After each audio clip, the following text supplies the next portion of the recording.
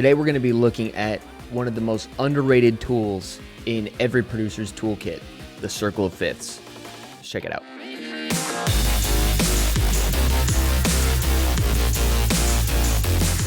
What's up, guys? My name's Noah. I make music as Haterade, and you are watching The Productive Producer.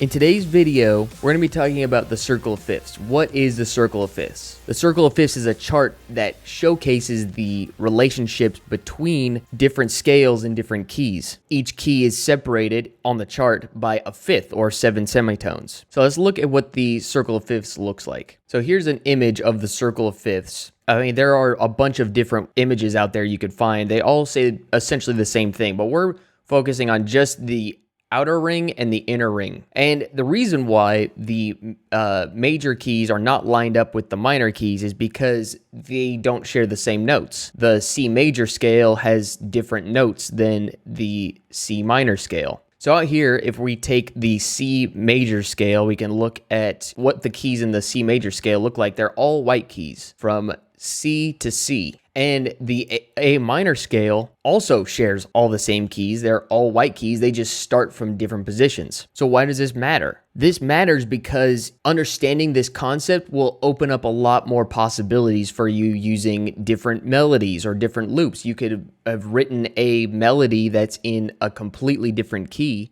Even if it was in a major key and you're writing a song in a minor key, you can make just a couple of small adjustments without even changing the arrangement at all, just the pitch, and you can make it fit in your new production. You're no longer limited by the key that you're writing in. You can now add elements from different keys and basically all across the spectrum. We aren't gonna go into different modes because that's like an entirely different story and different subject, because there's a lot of different modes. We're talking about the fundamentals, the major and minor keys.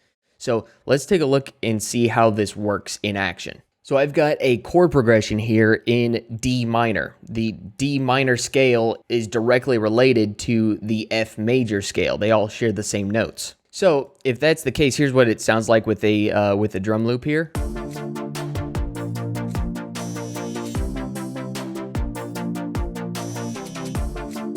So nothing fancy. We're not trying to get crazy right now. We're just executing the premise. So this loop is in G minor, right? And before you might have already known this, but maybe if you didn't, this will be a really cool trick for you to know. You can take this. You don't have to find loops that are only in that key to make them work. You could just transpose them down. So we're in G sharp minor, so we need to go down. I'm going to click the transpose right here, and I'm going to bring it down.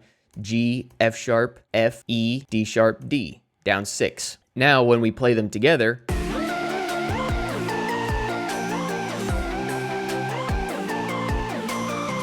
before, it sounded like this.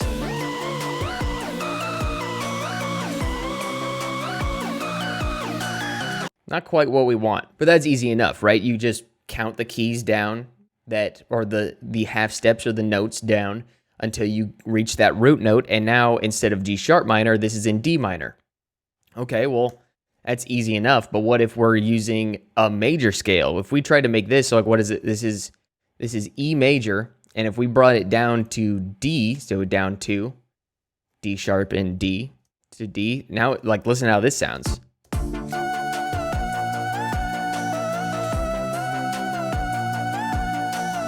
It sounds really dissonant and just not there. That's not what we want, right? We got to have this fit into using the circle of fifths. We need to find the congruent major scale with the minor scale. And in this case, it's F major. So if we go here and bring this as at E to start, so all we need to do is just bring it up 1. So listen to how it sounds now.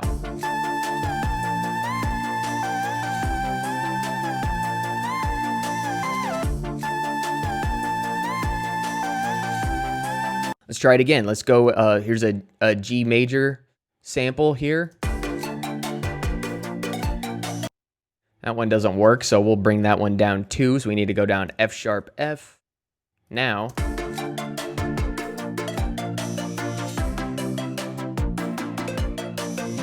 awesome. Okay, let's try one more.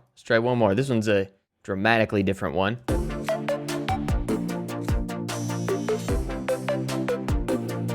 It just does not work at all. So let's Let's bring it up. C sharp, D, D sharp, E, F.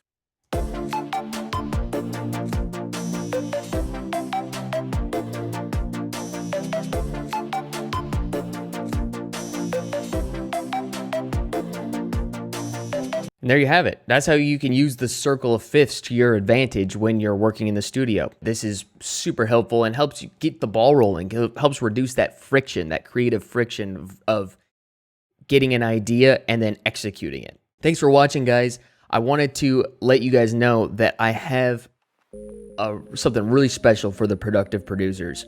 My Ableton Producer Bootcamp is available now, and it is awesome. The Ableton Producer Bootcamp is designed to help you make music at a high level.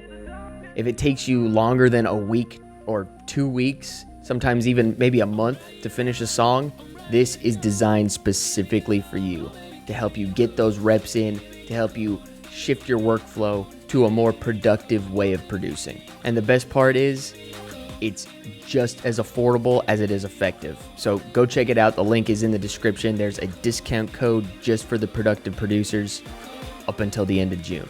So thanks for watching, guys. I will see you in the next video. Peace.